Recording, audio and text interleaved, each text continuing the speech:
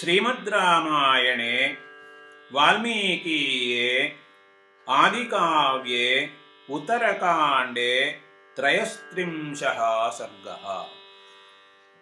रावणस्य किष्किन्धागमनम्। रावणग्रहणं तत्तु वायुग्रहणसन्निभम्। ततः पुलस्त्यः शुश्राव कथितं दिवि दैवतैः। ततः पुत्रकृतस्नेहात् कंप्यमानो महाधृतिः माहिष्मतीपतिं द्रष्टुम् आजगाम महामुनिः। स वायुमार्गम् आस्थाय वायुतुल्यगतिर्द्विजः पुरीं माहिष्मतीं प्राप्तः मनः सम्पातविक्रमः। सोमरावति संकाशां हृष्टपुष्टजनाकुलां प्रविवेश पुरीं ब्रह्मा इन्द्रस्येवामरावतीम्। पादचारमिवादित्यं निष्पतन्तं सुदुर्दशं ततस्ते प्रत्यभिज्ञाय चार्जुनाय निवेदयन्। पुलस्त्य विज्ञाय वचनाद्धैहयादिपः शिरस्यञ्जलिमाधाय प्रत्युद्गच्छतु तपस्विनम्। पुरोहितोऽस्य गृह्यार्घ्यं मधुपर्कं तथैव च पुरस्तात् प्रययौ राज्ञः शक्रस्येव बृहस्पतिः। ततस्तं ऋषिमायान्तं उद्यन्तमिव भास्करम् अर्जुनो दृश्य सम्भ्रान्तः ववन्देन्द्र इवेश्वरम्। स तस्य मधुपर्कं गां पाद्यम् अर्घ्यं निवेद्य च पुलस्त्यमाह राजेन्द्रः हर्षगद्गदया गिरा। अद्यैवम् अमरावत्या तुल्या माहिष्मती कृता अद्याहं तु द्विजेन्द्र त्वां यस्मात् पश्यामि दुर्दशम्। अद्य मे कुशलं देव अद्य मे कुशलं व्रतम् अद्य मे सफलं जन्म अद्य मे सफलं तपः। यस्माद्देवगणैर्वन्द्यौ वन्देऽहं चरणौ तव।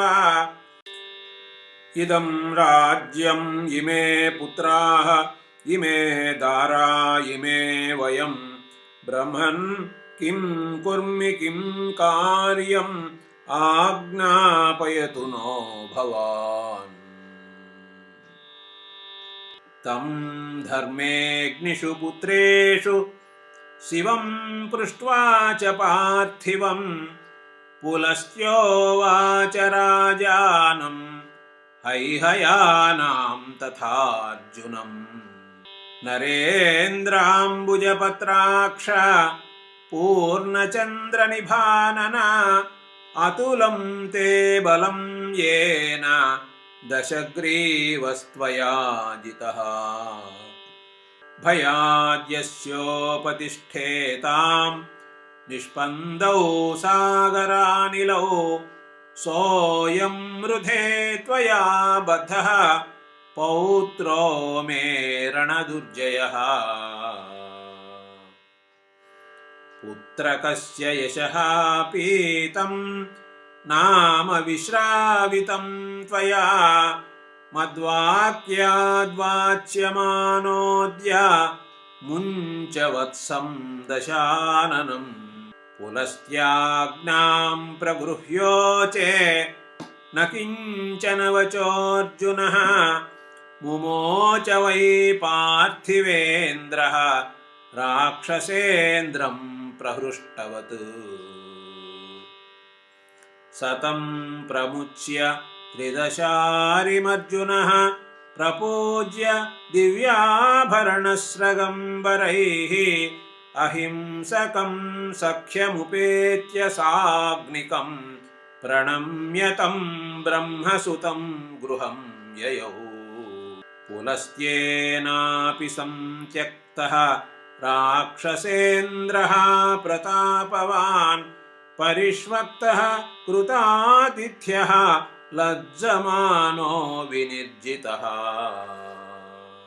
पितामहसुतश्चापि पुलस्त्यो मुनिपुङ्गवः मोचयित्वा दशग्रीवं ब्रह्मलोकं जगामः एवं स रावणः प्राप्तः कार्तवीर्यात् प्रदर्शनं पुलस्त्यवचनाच्चापि पुनर्मुक्तो महाबलः एवं बलिभ्यो बलिनः सन्ति राघवनन्दन नावग्नाहि परे कार्या य इच्छेत् प्रियमात्मनः ततः स राजा पिसिताशनानां सहस्रबाहोरुपलभ्य मैत्रीं पुनर्नृपाणां कदनं चकार चचार सर्वां पृथिवीं च दर्पात् इति आर्षे श्रीमद् रामायणे वाल्मीकीये आदिकाव्ये उत्तरकाण्डे 33 सर्गः।